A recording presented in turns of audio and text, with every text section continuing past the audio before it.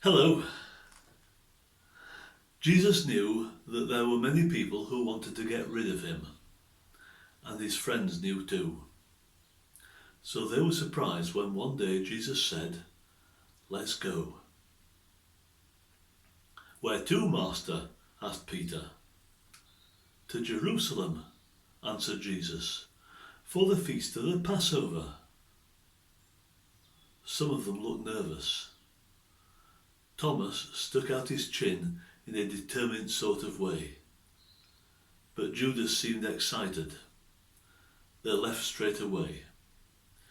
Jesus and his friends walked quite quickly, close together and without speaking.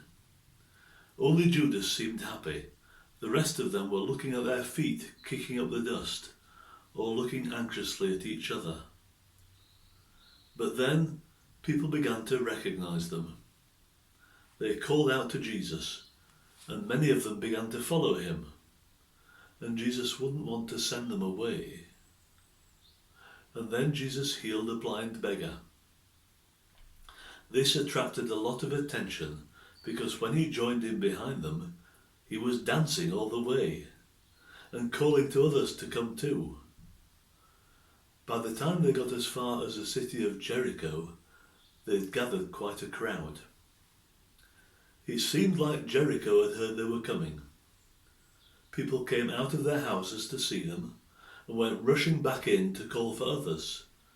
People ran at the streets shouting, and more people came, running down the side streets until the main road that they were travelling along was lined with people. It was amazing how many there were. So many that one short man who couldn't see through the crowds actually climbed a tree to get a better look at Jesus. The man was called Zacchaeus, and he was a chief tax collector. Now, most people didn't like tax collectors. The only people who liked tax collectors were probably other tax collectors. They didn't have many friends.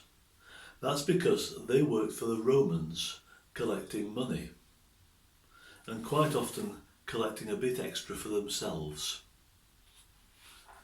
I don't think Zacchaeus had ever met Jesus before, but Jesus knew who he was, and somehow he knew he was up the tree.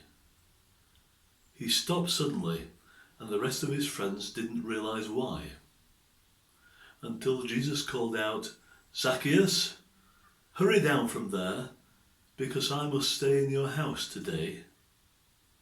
Zacchaeus was so flustered he nearly fell out of the tree. He dropped awkwardly, still holding a branch and a handful of leaves. And he answered, "Yes, Lord, you and all your disciples." Some of the people around them began to grumble. Why is Jesus going to be a guest at the house of a tax collector, a sinner? Zacchaeus looked very pink in the face. He knew that he'd cheated people. "Look, Lord," he said, "here and now I give half of what I have to the poor. And if I've cheated anybody out of anything, I will pay them back 4 times as much." We don't know if Zacchaeus was unhappy and already thinking about paying people back, or just knew that he had lived his life the wrong way when he met Jesus. But now he wanted to try to make things right. Jesus smiled and said, "Today a person has been saved in this house. I came to look for those who are lost and save them from the punishment of sin."